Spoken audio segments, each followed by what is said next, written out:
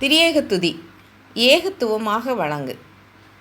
விண்மண்ணிலாட்சி செய்கிற திரியேக தெய்வமாகிய பிதா குமாரனாவிக்கும் சதா ஸ்துதி உண்டாகவும். இடையன்குடி தூய திருத்துவ ஆலயத்தில் பாடகர் குழு எழுந்து நின்று பலிபீடத்தை பிரதிபலிக்கும் திருமேஜையின் முகம் நோக்கி திரும்பி நிற்க சபையாரும் நின்று சேர்ந்து திரியேக துதி சொல்லுவார்கள்.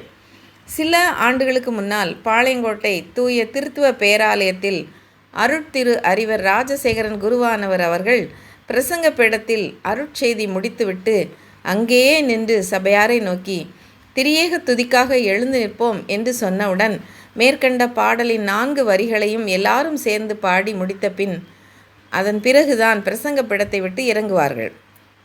பிதா குமாரன் பரிசுத்த ஆவியின் நாமத்தினாலே நற்செய்தியை சொல்வதற்கு ஆரம்பித்துவிட்டு நற்செய்தி வேளை முடியும் போது பிதா குமாரன் பரிசுத்த ஆவிக்கு துதி செலுத்தி முடிப்பது மிகவும் ஆசீர்வாதமாகவும் மனதுக்கு சமாதானமாகவும் இருதயத்தில் சந்தோஷமாகவும் இருக்கும். திரியேக துதி என்றால் என்ன? நாம் திடப்படுத்தல் ஆராதனையின் போது பிள்ளைகளுக்கு பரிசுத்த ஆவியின் அபிஷேகம் வேண்டி முழங்காலில் நின்று மா தூய ஆவி இறங்கும் என்ற பாடல் பாடும்போது பிதா குமாரன் ஆவியும் திரியேகர் என்றும் போதியும் யுகா யுகங்களாகவே தாசர் பாடும் பாட்டிதே என்று பாடுகிறோம். யுகா யுகங்களாக கர்த்தருடைய தாசர்களாய் விளங்கிய பாடல் ஆசிரியர்களான திருவாளர்கள் தஞ்சை சத்யநாதன், ஞா சாமுவேல், ம வேதமாணிக்கம், காப்ரியேல் உபதேசியார், வேதநாயகம் சாஸ்திரியார், எட்வர்ட் கூப்பர் மற்றும் லத்தீன் மொழியில் எழுதப்பெற்ற பாடலை நமக்கு தந்த ஜோனத்தான் டேவிட் சேம்பர்ஸ் ஆகியோர் தங்களது பாடல்களில் திருத்துவத்திற்கு முக்கியத்துவம் கொடுத்துள்ளார்கள். திருத்துவம் தோற்றம். பழைய ஏற்பாட்டில் சிருஷ்டிப்பு நடைபெறுவதற்கு முன்னரே ஆவியானவர் அசைவாடுவதும் நமது சாயலாகவும் நமது ரூபத்தின்படியையும் மனுஷனை உண்டாக்குவோமாக என்று தேவன் பன்மையில் சொல்வதை வேத ஆராய்ச்சியாளர்கள் திருத்துவத்தை குறிப்பதாக சொல்வது உண்டு. புதிய ஏற்பாட்டில் இயேசு கிறிஸ்துவின் பிறப்பை பற்றி முன் அறிவிப்பு கொடுத்த காபிரியேல் தூதன் கன்னிமரியாளிடம் பரிசுத்த ஆவி உன்மேல் வரும், உன்னதமானவருடைய பலம் உன்மேல் நிழலிடும், ஆதலால் உன்னிடத்தில் பிறக்கும் பரிசுத்தமுள்ளது தேவனுடைய குமாரன் என்னப்படும் என்று திருத்துவ தேவனை அவள் அறிய செய்கிறான். உயிர்த்தெழுந்த இயேசுவானவர் பரலோகத்திற்கு எடுத்துக்கொள்ளப்படுவதற்கு முன்பாக நமக்கு ஒரு பிரதான கட்டளையை கொடுத்துவிட்டு போயிருக்கிறார்.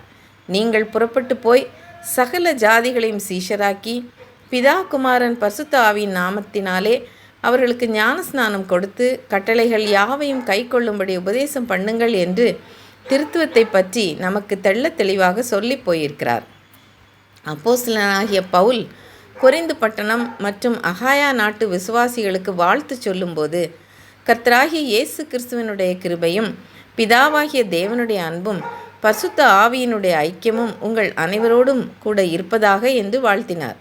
ஆங்கிலத்தில் ட்ரினிட்டி என்று சொல்லப்படும் இந்த பெயரானது லத்தீன் மொழியிலுள்ள ட்ரினிடாஸ் என்ற வார்த்தையிலிருந்து 2ஆம் நூற்றாண்டில் ஆப்பிரிக்கா கண்டத்தில் பிறந்து தனது 40வது வயதில் கிறிஸ்துவை ஏற்றுக்கொண்ட டெர்ட்டுல்லியன் என்பவரால் முதலாக உபயோகப்படுத்தப்பட்டது. இந்த வார்த்தை விவிலியத்தில் இல்லை.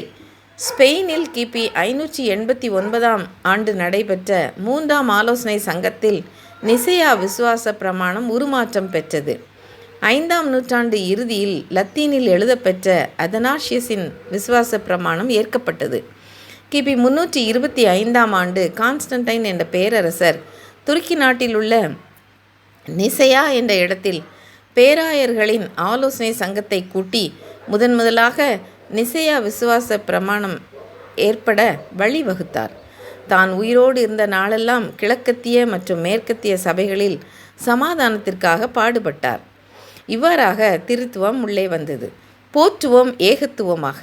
நம்முடைய ISPCK வெளியீடான இந்திய திருச்சபை ஜெப புஸ்தகத்தில் காலை மாலை ஆராதனைகளில் அப்போஸ்தலருடைய விசுவாச பிரமாணமும் கர்த்தருடைய ராப்போஜனம் ஆகிய பரிசுத்த நற்கருணை ஆராதனை முறைமையில் நிசையா விசுவாச பிரமாணமும் 42 வாக்கியங்களை கொண்ட அதனாஷியஸின் விசுவாச பிரமாணமும் உண்டு. இவையெல்லாம் நமக்கு ஆரண திருத்துவத்தை நாம் போற்றுவதற்காக கொடுக்கப்பட்டுள்ளன. தேவாதி தேவன் படைத்த கிறிஸ்து இயேசுவினால் மீட்கப்பட்ட பரிசுத்த ஆவியானவரால் தேற்றவழிக்கப்பட்ட நாசியில் சுவாசமுள்ள நாம் யாவரும் அனாதியாய் என்றென்றும் வீற்றாள்கிற திரியேகரை போற்றி புகழ்ந்து என்றென்றும் ஆராதிப்போம். ஆமேன்.